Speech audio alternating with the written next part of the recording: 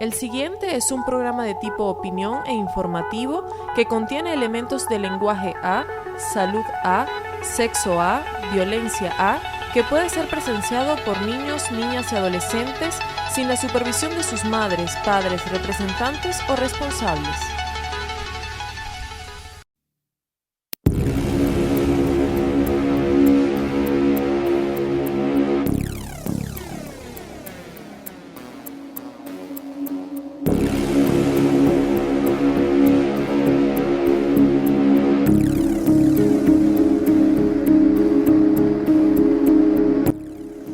La ciudad de Maracay, capital del estado Aragua, será la sede protagónica de un acontecimiento que causará un impacto en la historia de Venezuela, por medio de un siniestro que cambiará la vida de muchas personas.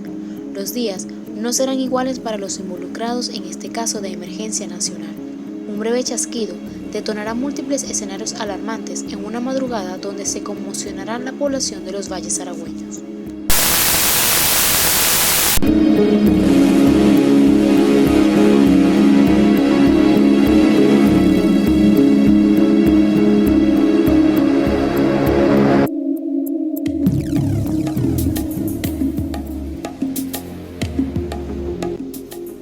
El gobernador del estado Aragua, para ese entonces, Rafael Icea, informó que la explosión dejó como saldo a una persona fallecida y 3 heridos, mientras los pobladores de la zona suministraron una cifra de 40 personas heridas. Sin embargo, Icea aseguró que al Hospital Central de Maracay solo habían ingresado 3 heridos. Aún así, hora más tarde, se conoció de manera extraoficial que 15 sujetos ingresaron al hospital por cuadro de asfixia y tensión alta.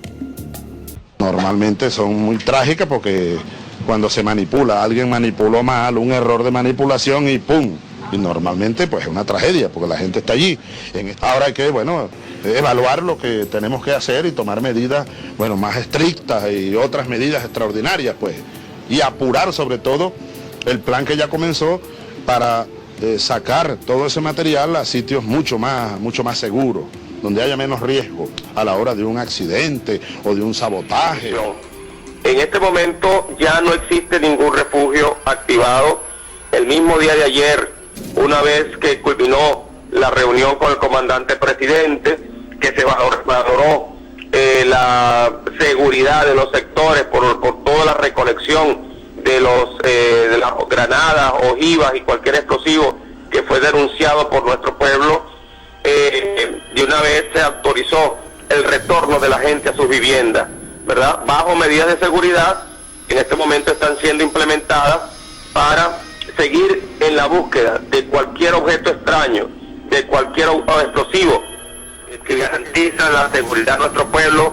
Van a escuchar las explosiones, mas no va a haber efectos secundarios, ¿verdad?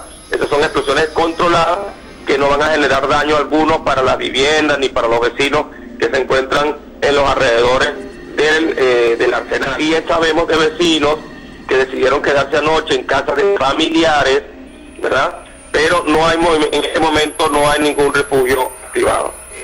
Digamos, granadas que fueron proyectadas, restos que impactaron sobre viviendas, se destruyeron ventanales, se destruyeron también marcos de ventanas, puertas, algunos techos que fueron perforados, ¿verdad? Y todo eso está en proceso de evaluación.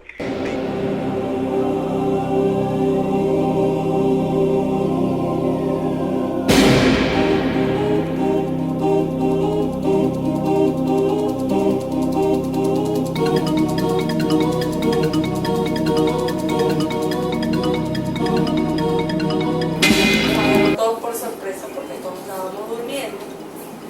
A las más o menos de 4:30 que empezaron a sentirse las explosiones, se escucha un estruendo y yo despierto a mi esposo y salimos corriendo a ver qué era lo que ocurría. Y cuando nos dimos cuenta eran las llamas y las explosiones que se escuchaban. Fui desalojada, nos llevaron yo llegué hasta Las Ballenas y de ahí decidí irme con mi esposo a casa de algunos familiares. Por eso pude salir a casa de mi familia, para no quedarme en ningún refugio.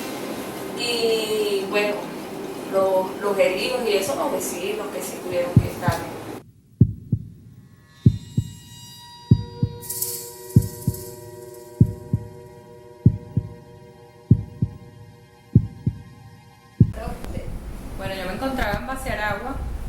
lugar donde habito, pero mi familia vive en La Coromoto, lógicamente muy cercano, una comunidad muy cerca de Cabín, y recibí a esa misma hora llamadas telefónicas de familiares que estaba sucediendo pues la situación. Ahí mismo me activé y salí a la calle. Yo tengo un hermano que además para ese momento trabajaba conmigo en Globovisión y hace cámara. He presentado. Es importante destacar que tanto en la vivienda de mis padres, incluso esa madrugada recuerdo que había una gran nube roja por toda la ciudad de Maracay que se veía en zonas incluso lejanas. Recuerdo también hicieron una cadena nacional con la situación. Paralelamente al momento de las detonaciones, los cuerpos militares que hacen vida tanto en el arsenal militar como en Cabín pretenden detener el fuego desatado. Sin embargo, fracasan en el intento. Por otra parte, los delincuentes se dirigen a lugares del comercio para saquear los mismos, aprovechando que la ciudad aragüeña está enfocada en huir del peligro. Que se encontraban dentro de la base fueron, digamos, que estallaron de manera arbitraria.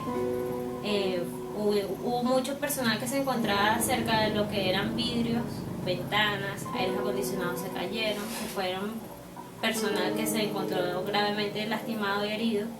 Tuvimos que hacer lo que eran los primeros auxilios y reportarnos directamente con las autoridades con el despliegue de lo que era la tropa listada, los camiones y todo lo competente para el traslado del personal, y alertar a todo aquel que se encontraba, más que todo en el área de La Coromoto, en la misma área del personal que se encontraba en Arsenal.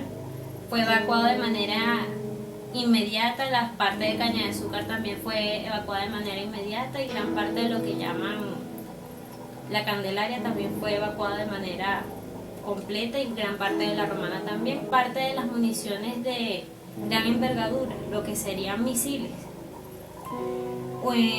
No sabemos actualmente qué fue lo que hizo una reacción en cadena, y el peligro era que si podía agarrar los dos galpones que seguían en las siguientes instalaciones, podrían detonar lo que era gran parte de la base y iba a afectar todas las zonas que se encontraban en las adyacencias. Y había escuchar la primera detonación, mucha gente salió de sus casas, había descontrol total en las calles, por también lo que ocurrió de la onda, el hongo de expansión, hizo múltiples explosiones, explotaron vidrios, ventanas, como les comenté. Habían casas que no estaban con las construcciones adecuadas, dispersas de diferentes partes de la ciudad. Gracias a Dios se pudo recolectar cada una de ellas para evitar que se detonara o que pudiera haber una posible detonación fuera de la base. Se llamaron las autoridades competentes, se hizo el perímetro de seguridad. El fuego se dio aproximadamente como a las 6:30, 7 de la mañana, ya prácticamente con la luz del día, y se guardó el perímetro de seguridad aproximadamente por 48 horas, ya que los habitantes todavía tenían el riesgo de que podría detonarse alguna de las diferentes municiones que salieron disparadas por la explosión. Es defender a la patria, pero la situación se calmó a las 72 horas que todos los habitantes volvieron a sus respectivos hogares, y nosotros igualmente tuvimos que desempeñar otras funciones durante el mes siguiente para hacer lo que es la recuperación de los ruedos. Se partieron, los ventiladores se cayeron, hay aires acondicionados que las unidades quedaron destrozadas. Entonces se tuvo que volver a invertir en lo que eran las infraestructuras de todo lo que estaba alrededor de Cabín. UNEFA, se invirtió también en lo que es la Escuela Técnica de la Aviación, lo que es prácticamente todo lo que, las cosas que quedaban más hacia Base Sucre.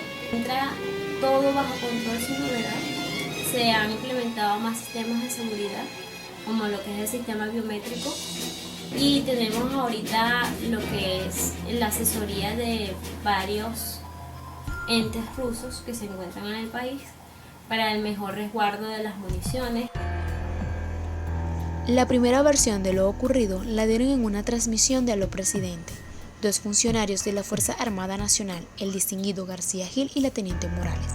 De acuerdo con lo que dijeron entonces a las 3:40 de la mañana, la oficial había hecho una ronda y no registró alguna novedad. 7:30 se efectuó la primera detonación controlada sin ningún tipo de problema, con todo el éxito, pero hemos decidido, producto de la recolección que se ha generado el día de hoy, repetir otra detonación controlada a las 4 de la tarde.